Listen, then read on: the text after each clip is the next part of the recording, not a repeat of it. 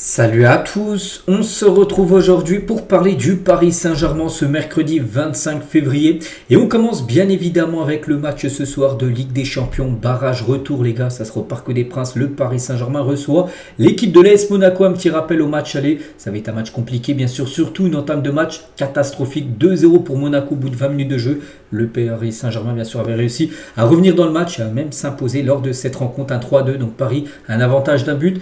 Voilà, le PSG ce soir ne va pas essayer de maintenir bien sûr ce résultat du match aller. Paris va jouer ce soir pour gagner bien évidemment et passer bien sûr en huitième de finale. C'est le gros objectif bien évidemment des Parisiens. Et la une du journal L'équipe aujourd'hui, il n'en restera qu'un. C'est vrai que c'est dommage les gars, que ce soit deux clubs français qui s'affrontent un peu comme l'année dernière où le PSG avait affronté Brest. Donc on espère là que de nouveau Paris sorte bien sûr vainqueur de ce duel 100% français. Concernant le match, donc pour l'instant je fais la vidéo, il est exactement 11h20. Donc normalement là c'est un peu dans ces eaux là où le groupe est dévoilé pour le match du soir. Il faut que le groupe là soit dévoilé bien sûr. Donc moi, j'ai pas pu voir le groupe, j'ai attendu, puis du coup j'ai dû faire la vidéo. Donc normalement ces 4 joueurs là seront forfaits. Voilà, donc Dembélé, Maïlu, Ruiz et N'Jonto ne seront pas présents pour le match ce soir, sinon...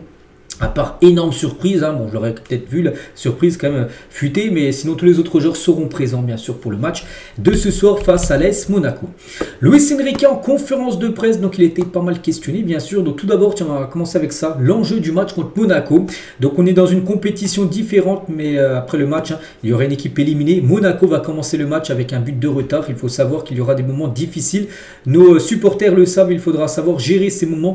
Donc la meilleure manière de gérer, c'est de faire comme d'habitude. Il n'y a pas de résultat à défendre, il y a un match à gagner. Donc voilà, il dit que ce soir, il ne va pas défendre le match nul. Parce que c'est vrai que si ce soir, par exemple, il y a 0-0, Paris est qualifié. Ce n'est pas du tout la philosophie, bien sûr, de Luis Enrique du PSG, c'est de gagner, bien sûr, ce soir. Toujours avec Enrique, donc les possibles absences de Dembélé et Ruiz. Voilà, comme j'ai dit, normalement, ils ne seront pas là. Il a dit, s'il y a un joueur qui n'a pas fait l'entraînement de pré-match, ce n'est pas possible de jouer le lendemain. Donc les joueurs n'étaient pas présents. Tous ceux que je vous ai montrés là, ils n'étaient pas présents hier. Donc normalement, ils ne seront pas là ce soir. Donc il a dit, nous ne voulons prendre aucun risque avec aucun joueur. Ce n'est pas grave, mais il faut savoir attendre. Voilà. Donc après, on saura officiellement s'ils sont là ou pas là d'ici quelques instants. Il a parlé aussi des tireurs de pénalty. N'oubliez pas que le PSG, sur les 5 derniers pénaux en Ligue des Champions, je le répète souvent cette stat, mais je suis obligé de le dire parce que la stat est catastrophique. 4 loupés pour seulement marquer. On a beaucoup de joueurs qui peuvent tirer les pénaltys. C'est un petit peu comme notre capacité à trouver des buteurs. Il y en a un peu, il y a peu qui sont capables à marquer 30 buts, mais beaucoup capables de marquer 12 ou 15 buts. C'est très positif pour l'équipe. Donc bref, voilà ce qu'il a pu dire. Que voilà, si ce soir il y a un pénalty, on verra qui le tirera. On en reparlera un peu tout à l'heure des pénaux. Toujours avec Enrique, le plus important c'est de savoir gérer la manière dont nous jouons. La meilleure situation pour ce soir, c'est de jouer le match comme si c'était le premier en gros. Voilà, comme si c'était une finale en gros. Nous voulons gagner le match et mériter bien sûr de le gagner. Donc les problèmes de finition de Bradley Barcola, il a dit que ce n'est pas seulement Bradley Barcola qui peine dans la finition, même si il en a beaucoup d'occasions. Il y a aussi d'autres joueurs. Mais tout le monde est critiqué au PSG, c'est normal, c'est pour ça qu'on joue ici. Il faut s'habituer. Donc les attaquants, ce sont de très bons joueurs avec beaucoup de personnalité. La critique, c'est comme ça que ça fonctionne dans un très grand club comme le PSG. Donc Bradley, donc Barcola. L'année dernière et cette année a montré sa personnalité. Il est très rapide et peut encore s'améliorer techniquement. Je suis très content de tous mes attaquants. Ce qu'il a pu dire sur Barcola. Les supporters aussi sont attentifs, confiants, bien sûr, mais attentifs. C'est un match particulier difficile parce qu'une équipe commence le match éliminé, ça sera difficile ce soir. Ce que nous voulons, c'est de continuer notre chemin, bien sûr, en Ligue des Champions. Ça passe, bien sûr, par une qualification ce soir. Il a parlé aussi de Kvaratskhelia. Il a dit c'est un joueur différent car il a la capacité de marquer, dribbler et défendre, c'est toujours un plus. Quand un attaquant fait les efforts défensifs, lui les gars, il le fait beaucoup. C'est difficile d'être un attaquant du PSG, on est très content de l'avoir bien sûr. Kvaratskhelia. Donc voilà quelques déclarations d'Enrique. Il y avait également Désiré Doué en conférence de presse et lui aussi 2-3 déclarations de sa part. Donc les ambitions du PSG, il a dit, on est une équipe qui a tout gagné la saison dernière et c'est notre objectif cette année de essayer de tout gagner, même s'il y a déjà par exemple une compétition où tu ne gagneras pas la Coupe de France, on paraît déjà éliminé alors que l'année dernière elle avait été remportée, mais voilà, il y a encore par exemple la Ligue 1, les chercher, la Ligue des Champions bien évidemment. Donc après il faut toujours se remettre en question, c'est comme ça qu'on peut continuer à progresser. Donc la réaction du PSG au match aller où tu perdais 2-0 puis après tu as réagi, surtout grâce à lui qui a été très important.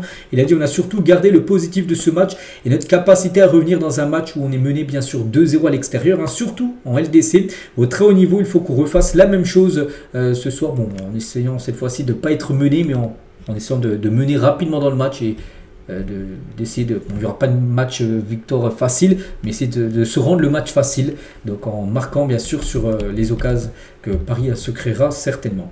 Ma célébration contre Monaco, souvenez-vous, il s'était bouché les oreilles, hein, on ne sait pas trop ce que ça voulait dire, donc il a dit, hein, il y a beaucoup de choses qui se passent dans le football, cette célébration était personnelle, je suis concentré sur mon football et tout le bruit autour, je veux l'effacer de ma mémoire. Voilà, il n'a pas trop envie de le dire plus, hein, pourquoi en gros il a fait cette célébration, de se boucher les oreilles. Hein. Donc mon retour en forme, hein, j'ai toujours été moi-même, je donne le meilleur de moi-même et d'aider l'équipe le mieux que je peux. C'est uniquement dû au travail avec discipline que je m'applique au quotidien. Je suis très bien entouré ici, que ce soit avec le staff ou mes coéquipiers. Hein. Et il parle de Dembélé. Donc les leaders ont le droit de prendre la parole et doivent le faire à certains moments. C'est normal qu'il y ait de la frustration après une défaite. Donc là, il parle du match, c'était contre Rennes, hein, où Dembélé avait dit oui, il y en a qui doivent jouer un peu moins perso, tout ça. Donc il a dit que oui, c'est normal, c'est un leader, c'était normal qu'il prenne la parole. Hein.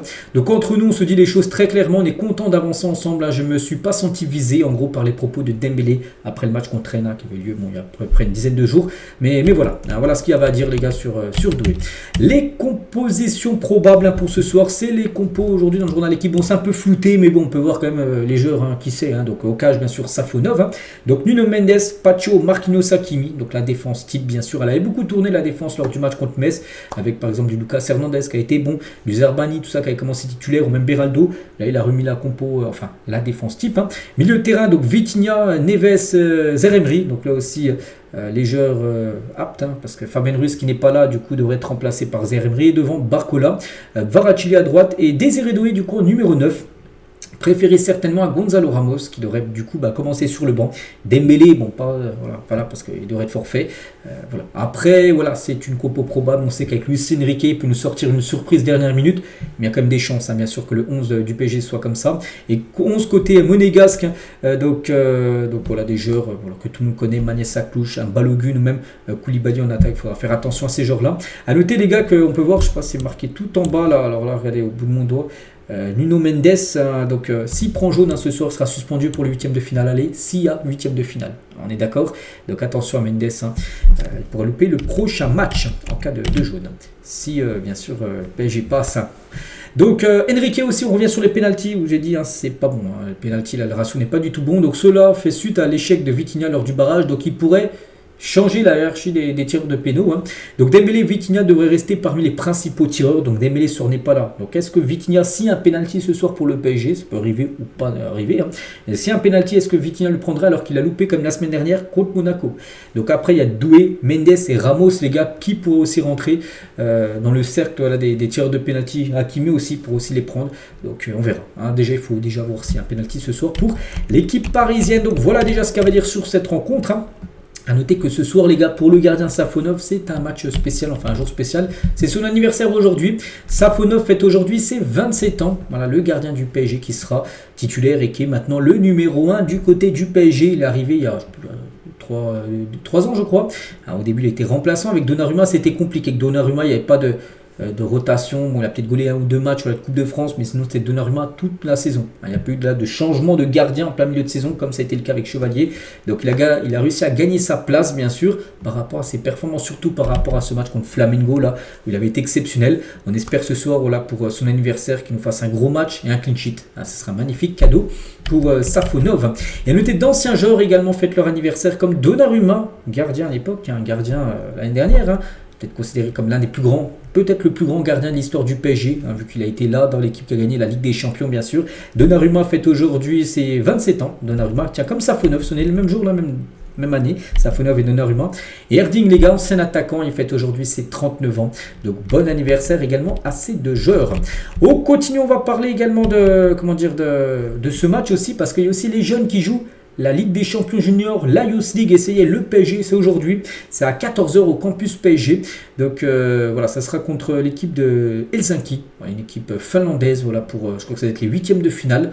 Voilà, donc là l'objectif passé, c'est sur un match simple, hein, il n'y a pas de match retour ensuite en Finlande. Dans la Youth League, les gars, c'est match sec, donc là c'est de la chance parce que c'est à Paris, enfin c'est en France, c'est à domicile. On espère une victoire bien sûr des jeunes parisiens, donc si à qualif, hein, ça sera les quarts de finale de la Youth League bien sûr pour les jeunes parisiens. On va parler cette fois-ci d'Achraf Hakimi, parce que, donc là, un peu rien à voir avec le foot, mais par rapport à sa vie perso, parce qu'il est renvoyé devant la cour criminelle. Qu'est-ce qui se passe, hein? Donc il sera jugé pour le viol dont il est accusé depuis 2023, parce qu'il y a une femme en gros qui l'accuse de l'avoir violé il y a quelques temps, hein. Donc Hakimi, les gars, il s'est exprimé sur ses réseaux sociaux, il a dit aujourd'hui une accusation de viol suffit à justifier un procès alors même que je la conteste et que tout démontre en gros qu'elle est fausse, parce qu'il y a dans cette histoire, beaucoup de choses montrent en gros que la fille, la prétendue fille, les gars, ment pour essayer de soutirer le maximum d'argent, les gars, elle montre aucune preuve, elle a voulu faire aucun test ADN, tout ça, alors que voilà, quand tu t'es fait violer, tu fais des tests ADN pour prouver, enfin des preuves, elle a tout refusé. Donc en gros c'est parole contre parole bien sûr. Donc Hakimi se défend, donc c'est aussi injuste pour les innocents que pour les victimes sincères. J'attends avec calme ce procès qui permettra que la vérité éclate publiquement.